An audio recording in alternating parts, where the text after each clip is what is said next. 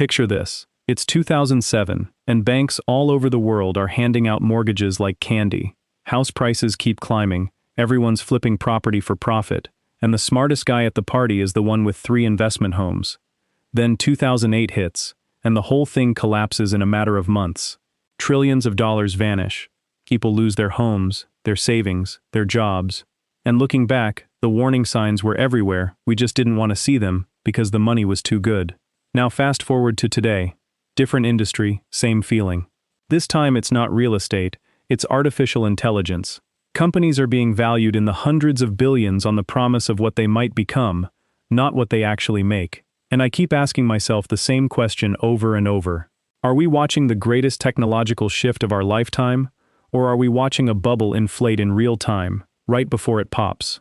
I'm not saying AI isn't real, it clearly is. But there's a difference between a technology being real and its stock prices being rational.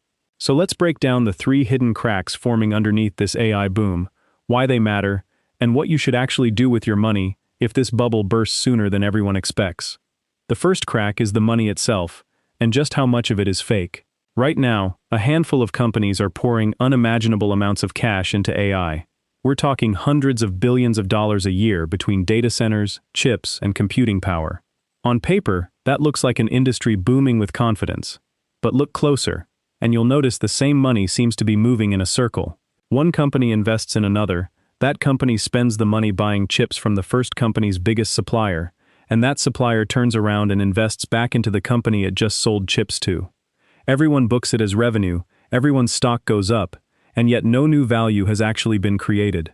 It's a bit like 3 friends passing the same $100 bill between each other, and each one claiming they made $100 that day. Nothing's wrong on the surface, but it's an illusion of growth, and illusions like that tend to catch up with you eventually. The second crack is that the profits still aren't there. The most talked about AI company on the planet is valued at hundreds of billions of dollars, yet it's still burning through cash every single month. Running these AI models is incredibly expensive. The computing power alone costs a fortune, and most companies haven't figured out how to charge people enough to cover it. So the entire industry is being propped up by investor belief rather than actual earnings. And history has shown us time and time again that markets can stay irrational for a while, but eventually, the bill comes due. When a company's stock price assumes flawless execution for the next decade, all it takes is one disappointing quarter to send it crashing back to earth. The third crack is what's called the data wall, and this one's a little more technical, but stick with me. These AI models got so good so fast because they were trained on almost the entire internet, every book, every article, every forum post that exists online. But here's the problem, that well is running dry. Researchers expect that by the end of this decade, these companies will have used up nearly all the usable data on the internet. Think of it like a marathon runner who's been sprinting the first few miles because the road was flat and downhill. Eventually the terrain changes, and if there isn't a new way to keep improving these models, progress could slow down dramatically. And if progress slows down, so does the story that's been holding these valuations up. So is this actually a bubble? Honestly, I think it is. Not because AI is fake, it isn't. But because the prices being paid for a lot of these companies assume a future that's still very uncertain. Overvaluation, circular revenue, and a looming data shortage, these are the exact ingredients that have preceded every major bubble in history, from tulips, to houses, to dot-com stocks. But here's the part most people get wrong. A bubble bursting doesn't mean the technology disappears.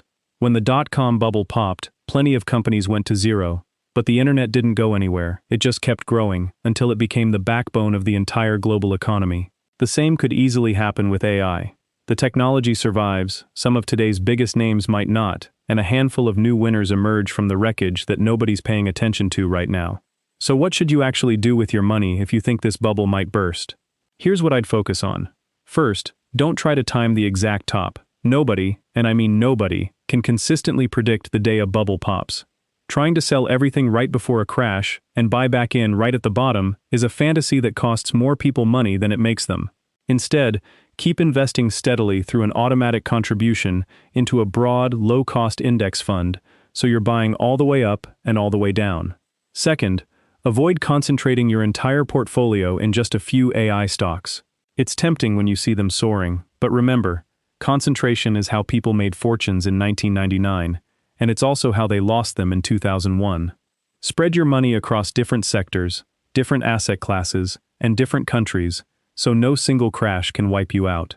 Third, keep some cash on hand. Not to time the market, but so that if prices do crash, you actually have the ability to buy quality companies at a discount instead of watching from the sidelines wishing you could. And finally, focus on what you can control, which is your savings rate and your income. Markets will do what markets do, they'll boom, they'll crash, and eventually they'll recover, they always have. But the amount of money you consistently invest, that's entirely up to you. Bubbles are scary, but they're not new, and they're definitely not the end of the world for anyone who understands how they work. If this one bursts, it won't be the technology's fault, it'll be the price everyone paid getting ahead of itself. Stay diversified, stay consistent, and when everyone else is panicking, that's usually exactly when you should be paying the closest attention.